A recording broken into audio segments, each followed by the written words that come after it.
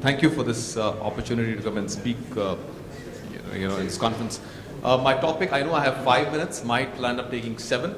I just set the context for the next session, which is a panel session on fraud detection and loss prevention. If you just turn back the clock and look at retail as an industry, I think retail today as a business is one of the fastest growing businesses in the country. And there are definitely no awards for saying that. It's growing at a CAGR of 10%. That in itself drives the risk of fraud, and I'll tell you why and how.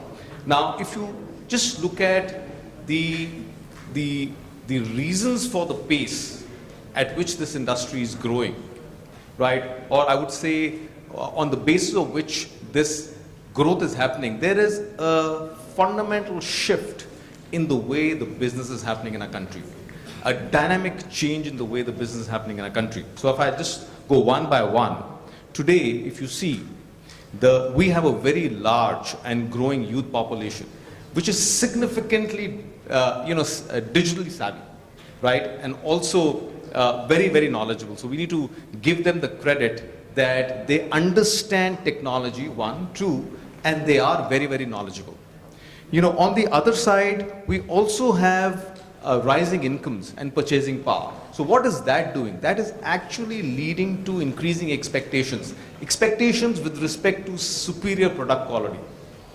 If you look at the growing urbanization is leading to conveniencing shopping experience. And when I look at online model of sales, now online model of sales, what it has done is it has brought about a transformational shift from a situation where Indians used to buy through touch and feel to moving to a model which is actually touchless purchase. When e-commerce came in a very big way, the biggest risk which was identified at that point in time was that will it be successful in India, because culturally we are a population which wants to touch anything and everything before they really invest.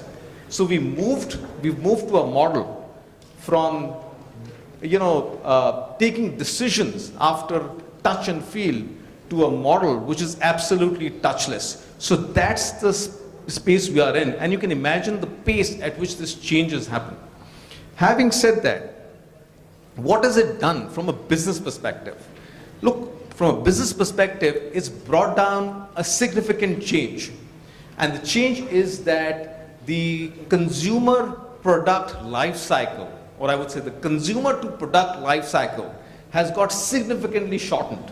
This has also had an impact on the marketing and sales cycle. And why it has an impact on the marketing and sales cycle? Because today consumers are saying that they want a new variant of the product every 6 months.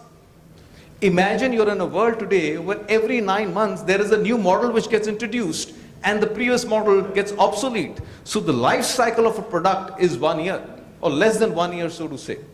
Now, having said that, what has also changed is the fact that even the smaller or medium-sized businesses are actually giving a run for the money to establish organizations, right? Because they're really using the e-commerce platform to market and sell their products. So there is a huge competition which is happening in the market, and the benefit ultimately goes to the consumers. That's what we believe. But we don't realize the challenges of this transformational shift in the business dynamics. And the challenge in the transformational shift in the business dynamics is that because the business has changed so fast and so much, there are a lot of gaps and loopholes which are existing in the way we are running a business, whether it's with respect to the process, control, business strategies, customer reach outs, right? And engaging and involving of third parties.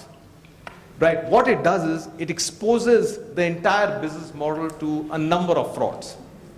Before I actually get into specifics on frauds, and I know I have a couple of minutes left, I want to just put one more context before I get into a couple of mentions on fraud.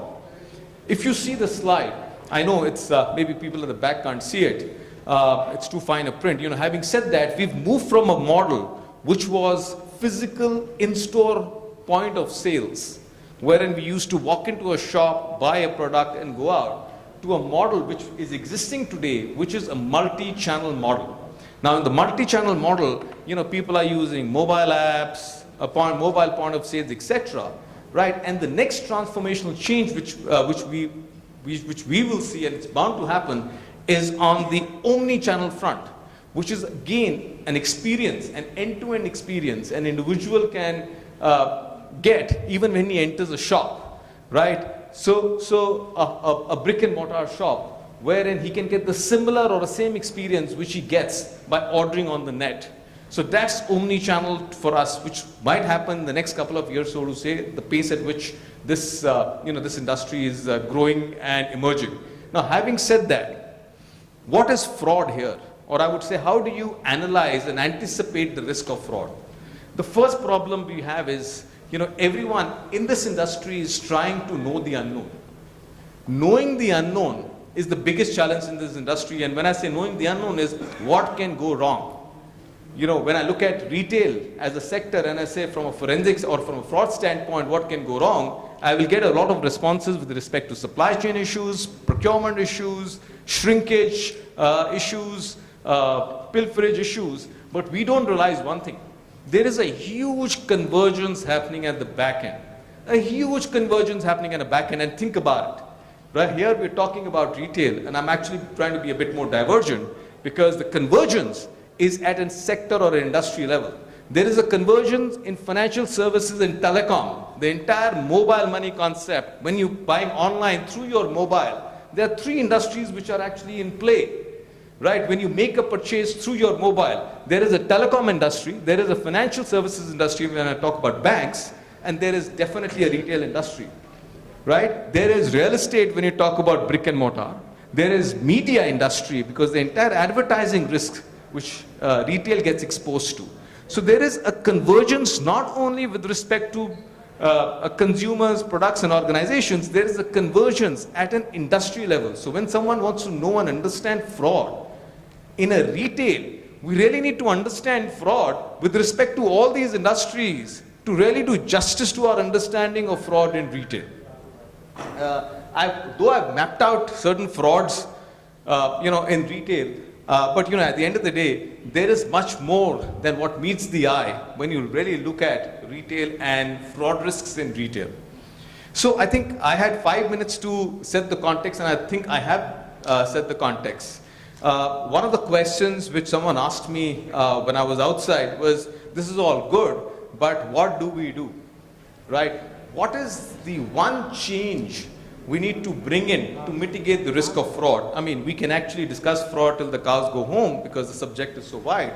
But I think the one change which you need to do or bring about, if you need to mitigate the risk of fraud, you need to assign accountability for any business process which runs in the organization, or I would say in the business. Very, very important. The biggest challenge today we face is there is mismatch with respect to accountability on business processes. And what happens is when something goes wrong, everyone starts to point fingers at each other. Because as I said, the change has happened so fast, the businesses are still evolving, trying to understand, right, who is responsible for this specific area. So this is what I have in my 5 minutes of presentation, and I know there's a panel immediately after that. Thank you very much.